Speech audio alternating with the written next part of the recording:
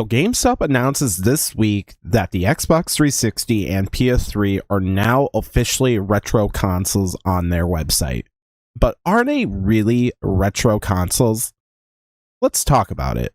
Hello, my name is Codypon and welcome to the channel. If you are new here, definitely check out my other videos if you enjoy nostalgic videos as well as just Xbox gaming news and Xbox videos. First thing I wanted to explain and the argument of how we can define if something is retro or not is, of course, going over the definition of retro from the Webster's Dictionary, relating to reviving or being the styles and especially the fashions of the past, fashionably nostalgic or old-fashioned. So with that knowledge, I definitely want to bring up some things, especially the word nostalgic. A lot of people, including myself, have really been playing a lot of Xbox 360 games. I've been enjoying playing online and discovering games that I have never played before multiplayer, because there are so many still that are online and still playable if you find Discord servers. And I can very much say PS3, even though I don't play PS3, I know for a fact PS3 is pretty much the same as Xbox, where there are games that even Xbox are not even online anymore, like Battlefield 3 and other games in the EA era and other categories where games are actually being revived that have been shut down. Both, I can say confidently, the Xbox 360 and PS3 have a very nostalgic experience that you cannot get in modern day video games. Another thing I want to just kind of bring up is the Wii U, as the Wii U was an era of gaming that most people kind of avoided or didn't even play, just because the Wii U was just around for such a short period amount of time. Most people just stuck with the Wii, and most of the games that people played on the Wii U was just on the Wii. So I want to kind of disclude but include still the Wii U as a, yes, it's technically the same category as the 360 and PS3, but at the end of the day, it's kind of its own little niche. So getting into nostalgic experiences, another thing that we can debate and look at is what classified other generations of consoles to be retro before this generation that GameStop declared now officially retro in their eyes. So looking at the previous generation, you had the PS2, Xbox, and the GameCube / Wii are all in that category era of gaming that we can classify as the last generation of, in quote, consoles that became retro. So if we're looking at how we knew that those consoles were retro, is there was a lot of features that were not on the newer generations. For example, PlayStation 3 upgraded to Blu-ray disc. The Xbox and GameCube, for that matter, and Wii, none of those consoles actually were still playing or could even play DVD. So that was one big feature that was a huge upgrade from the PS2 to PS3. And of course, we've already talked about multiplayer, online multiplayer just being a huge factor with those games. But the biggest thing that I really can address when a console becomes nostalgic is when the kids that grew up with those consoles are now adults making adult money. What do I mean by that? I'm talking the kids that grew up with these consoles now have completed college or have been successful working their jobs and, you know, have big boy paychecks or big girl paychecks where they can actually afford to buy their nostalgic games that they remember from their childhoods.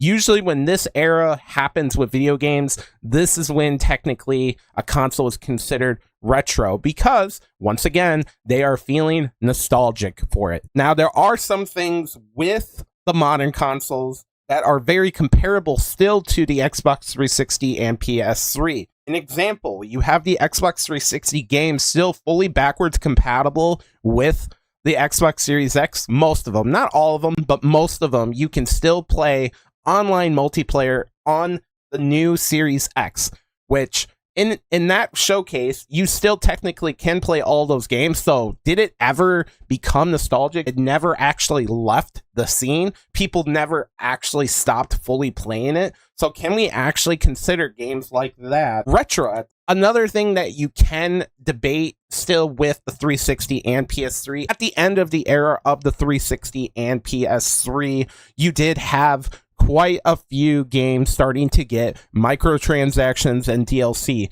which for a lot of players and gamers, this kind of signified the end or a horrible turning point for gaming, where every game nowadays, you can expect some sort of downloadable content, paid transactions, or microtransactions, gotcha game mechanics, something on that order. Most games, if not all games, have some sort of niche way for you to continue to spend money on their video game. Things that I can argue, though, is at the end of the day, you could look at a 360 multiplayer game and you can tell that the developers still put a ton of effort into the online multiplayer instead of just relying on microtransactions to sell a game.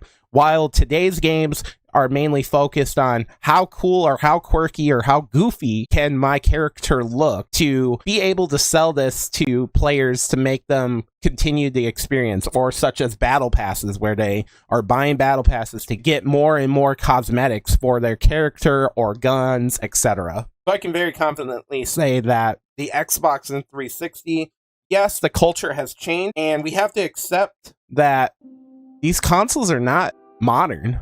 There are a lot of ancient relics of the past with these type of games.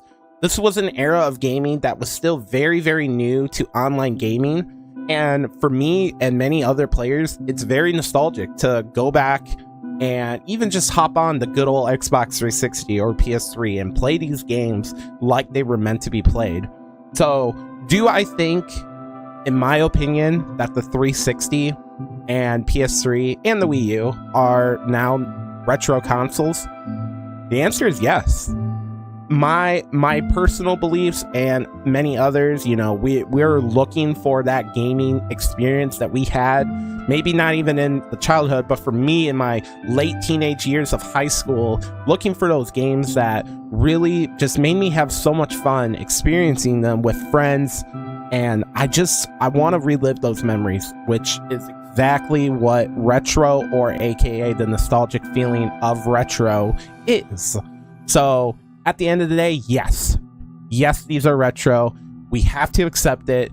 We're all getting old, but you know, they are retro at this point, and I'm gonna embrace it for my age and for these great consoles to now be considered by many young people, including myself, retro console. Other than that, guys, let me know what you guys believe down in the comments below. If you feel that maybe I missed some talking points that could argue against them being retro, let me know down in the comments below what your guys' thoughts are. And thank you if you watched the video up to this point. Thank you guys very much for watching, and like and subscribe if you'd like to see more videos related to gaming details, as another video I'm going to be talking about very soon is Xbox bringing back some more backwards compatibility games and maybe debating on what games they will be bringing back. Thank you very much for watching, everyone, and we will see ya in another video. Peace out.